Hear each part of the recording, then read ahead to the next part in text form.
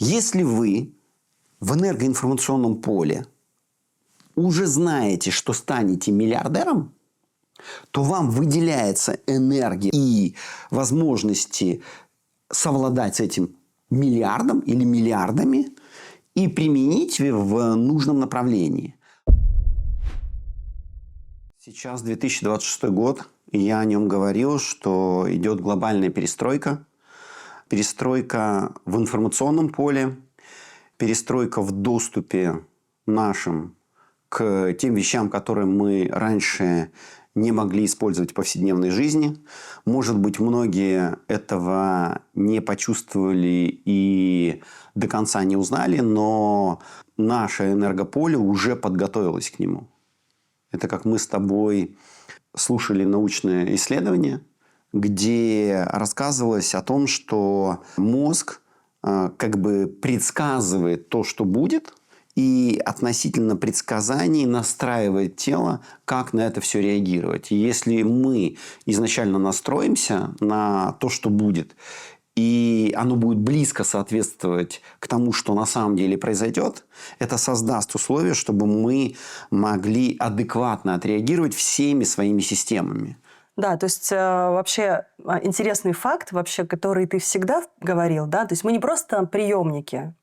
Многие трактуют, что человек приемник, вот какая-то энергия заходит, и он как-то там ее обрабатывает.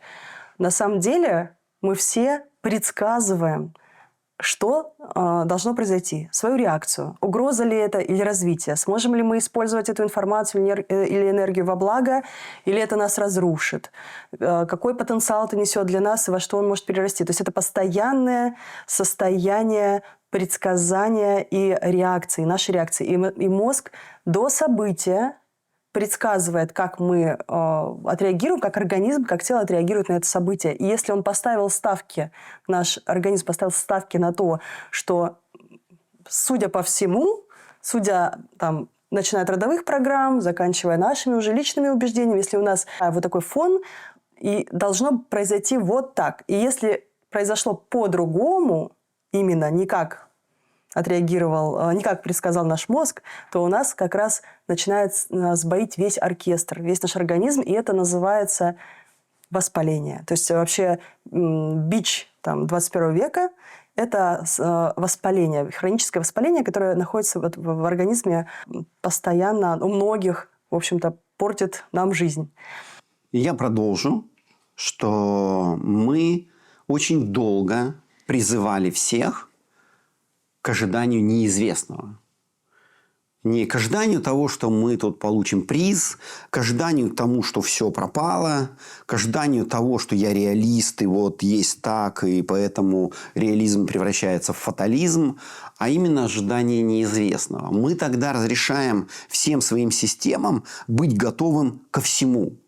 Ибо когда мы настроились на фильм, что он будет самый лучший в нашем мире и жизни, а он там не дотянул 2 пунктов из 10, мы воспринимаем это как разочарование. И здесь очень важно понять, что когда мы чрезмерно радуемся чему-то, что произошло в нашей жизни, это значит, наши ожидания были занижены. И вот эта вот избыточная энергия на формирование, на улучшение, на регенерацию, она потом формирует неприятности и проблемы, через которые мы проходим, для того, чтобы компенсировать вот это состояние радости. Дело в том, что система изначально знает, что будет. Ну, как бы предвкушая. Это знаете, как вот мы смотрим на животных, вроде как еще землетрясение не произошло, они начинают суетиться. У них уже, говорит, так, ребятки, тут какая-то хрень назревает, поэтому будем готовы к этому всему. У них, кстати, прогнозирование вот это самое на инстинктивном уровне. У нас у всех точно так же, если нет кортизола, если нас не забили правильностями, религиозными ценностями, обязательствами, и мы прошли какую-либо сепарацию. Мы чувствуем даже, как оно пройдет. Вот многие люди, предчувствуют, у них там поездка будет хорошая или не очень, у них будет собеседование отличное или не очень. Много людей таких. То есть мы как мыши или другие там животные тоже можем чувствовать. Мы, может быть, не можем идентифицировать, потому что слишком в спешке находимся, но мы чувствуем. Так вот, о чем я хочу сказать, что У всех у нас срабатывает из энергоинформационного поля подготовка к тому, что будет. То есть, к примеру, если вы в энергоинформационном поле уже знаете, что станете миллиардером, то вам выделяется энергия осознания, понимания, чувствования и возможности совладать с этим миллиардом или миллиардами и применить в нужном количестве, в нужном направлении. Но у нас есть свобода выбора. Ну, грубо говоря, нам дали возможность, что мы учимся в университете, но это не значит, что мы будем ходить на ленты и сдавать там зачеты. Вот это очень важный момент. Но нас всех отведут в университет, чтобы мы могли воспользоваться этим миллиардом. Ну, я специально привожу этот пример, что, ребята, если с вами что-то произошло, ваше высшее я, ваше предназначение выделило энергию на подготовку того, чтобы вы этим воспользовались. Но вы могли прогулять школу или прогулять, там, не знаю, курсы по вождению, когда вам должен прийти автомобиль, у вас уже должны быть, по идее, права. Каким-то волшебным образом они должны у вас появиться. Точно так же на вот тот миллиард, который вам должен прийти. И если ты прогулял, то, грубо говоря, этот миллиард тебя придавит, и в лучшем случае ты его потеряешь. Потому что чаще люди просто теряют свою жизнь, еще даже когда миллиард не дошел до них. Вот такая ситуация. Потому что только строятся обстоятельства, а у него, ну, образно говоря, не стыкуется это все. И интуитивно, если человек потратил энергию не туда, он сливается. Поэтому у нас, ну, сейчас говорим в теории, миллиардеров могло бы быть намного больше. Вот. Если бы они дожили, если бы здоровье позволило. Да, если бы они дожили, если бы они себе позволили слушать свою интуицию, которая очень тонко нам предлагает, как поступать. Мы залезли в потаенные знания, что, оказывается, все клетки одинаковые, но... Ну, в плане, что... Команду дает, как там...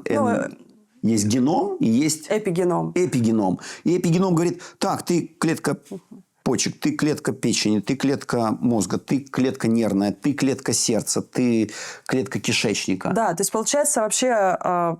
По факту клетки все одинаковые. Они только... И вот седина, морщины, эластичность кожи, красота, молодость, вообще порча, вот, дефекты любых органов физические появляются у нас только потому, что клетка забыла, кто она. Не, она начала быть... Может быть, другой информацией. Ей взял, заскочил не тот эпигеном и сказал, допустим, клетке кожи, что ты клетка сердца. И она не вписывается в систему. И она начинает быть антагонистом. Или, допустим, когда мы ушли в правильность, и у нас иммунитет, а правильность и духовность – это всегда отсутствие любви, то появляется аутоиммунные заболевания, когда иммунитет начинает мочить себя. Почему? Потому что он начал жить не из чувствования. Чувствование – это эпигеном. Это вот мы чувствуем. Он говорит нам, как должно быть. Ну, наш дирижер. Да, дирижер, да. Все думают, что когда мы думаем. Нет, думаем – это инерция.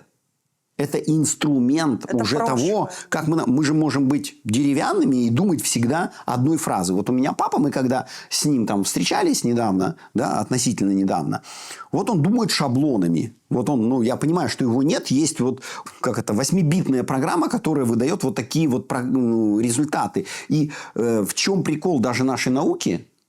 Что они говорят, мы можем продлить жизнь. Когнитивные способности, сука, не продлеваются. Они ухудшаются. Почему? Потому что нужно отказываться от старых парадигм. Если мы останемся в 9 мая долго, мы станем тем, кого мы типа побеждали. Если мы не перестроим свою религиозную целостность и восприятие, мы начнем уничтожать, как когда-то уничтожали, крестовые походы шли, и все, кто не так думал, не так молился, не тем богам поклонялся, их просто стирали с лица земли. Ну, кстати, вот эта история с информацией, да, то, что если эпигеном не доносит вовремя, собственно, железу информацию о том, то есть органам, кто они есть, да, не успевает дирижировать, и ноты наши начинают фальшивить, то есть, и забывать, какая их основная функция, какая основная их роль в организме, это очень похоже на то, что ты всю жизнь говоришь, что мы должны всегда помнить о том, что я мужчина, я женщина. Да, это вот самый настрой. И то, что ты сказал, что в микро, то и в макро. И да? смотри, есть понятие эпигенеза, да, там вот эти ребятки, которые сидят такие, как продюсер, да, который снимает, он следит, чтобы сценарий и актеры, и декорации были как положено. И когда, блядь, что-то получается не так, он бежит и говорит: слушай, декорацию передвиньте, камеру с этой стороны, так, ты там напудрился. И он, сука, когда не успевает пойти и посмотреть на общую картину, потому что он все время там кому-то рассказывает, куда надо бежать и что делать, да, не добегает до своей точки, то фильм начинают снимать по-другому. Помнишь, как было, что взяли у мыши, заложили данные слизняка, который разрушал ДНК. И вот эти эпигеном бегал и чинил за ними. И мышь постарела очень быстро. Да, потому что оно отвлекли. не занималось так. Ты сердце, ты почка, ты печень, ты сердце. Потому что бегали ремонтировать. Они, когда ремонтируют, они все точно делают. Они делают все хорошо. Но когда делаются маленькие порезы, и туда убегает это все, мы перестаем идентифицировать себя. Потому что мы начинаем быть ремонтниками, а не продюсерами своей жизни.